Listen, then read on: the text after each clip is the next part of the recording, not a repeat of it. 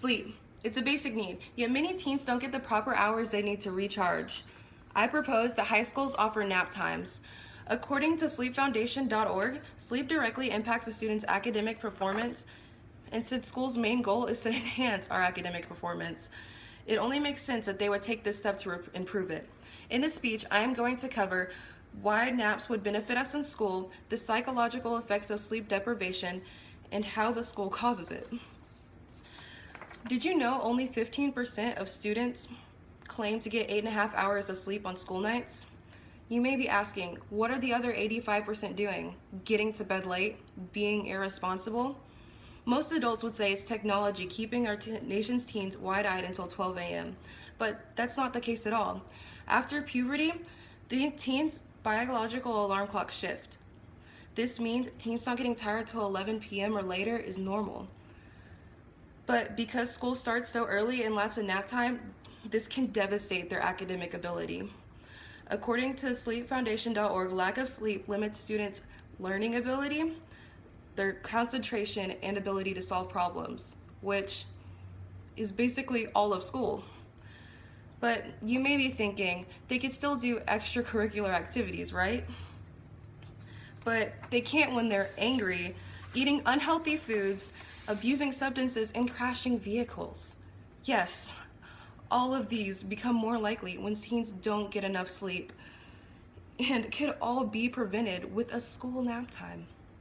Even more importantly, naps help prevent pimples and acne caused by lack of sleep. You heard me. Naps could have us teens looking like the people who portray us on TV. And if school orchestrated nap time can help me get flawless skin like Cheryl from Riverdale, I'm all for it. Naps would also be a great idea in school because even just 20 minutes of a nap can completely refocus our minds and make us more alert and help our ability to retain information. Sleep greatly affects one's ability to remember what they have learned, and the lack of sleep can lead to memory impairment or not being able to process information. Not to mention, a nap a day can keep looming adolescent depression at bay. Lack of sleep can cause psychological issues for teens. It can cause depression, anxiety, and panic attacks, according to Stanford Medicine. In a poll taken by sleep-deprived students, 73% reported being unhappy, sad, or depressed. 58% claimed that they worried too much, and 56% reported about being stressed and anxious. This, if you can't tell, is bad, especially since 85% of the teen population is not getting enough sleep. Sleep deprivation also weakens the immune system and can be held responsible for some teens' aggressive behavior. You know what could be a responsible solution for this? School nap time. According to healthclevelandclinic.org, even missing 1.5 hours of sleep can have a huge impact on your body. But it can be helped. Even though it doesn't fully compensate, a 20-minute nap can make a difference. And 40 minutes worth of nap, which is around a high school class period, can boost performance by 30% and alertness by 100%.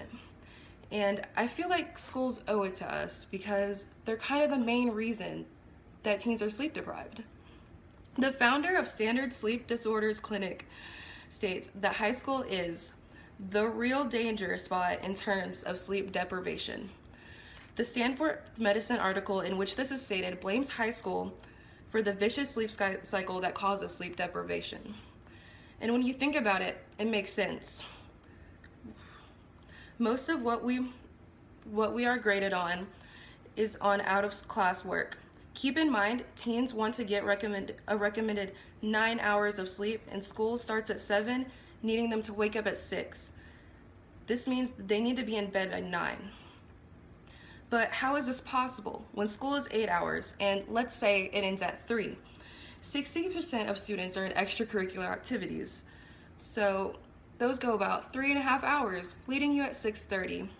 Now, if we stop right there, the average amount of homework, according to the LA Times, given to a student every day is 3.5 hours worth. So we're already out of time. We didn't even get to the 1 hour of social activities or time on family, food, and other needs.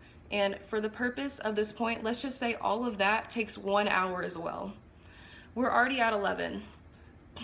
Not to mention teens who have jobs. Even going to bed at 11 can leave us sleep deprived and in need of a good nap, especially with the early start times.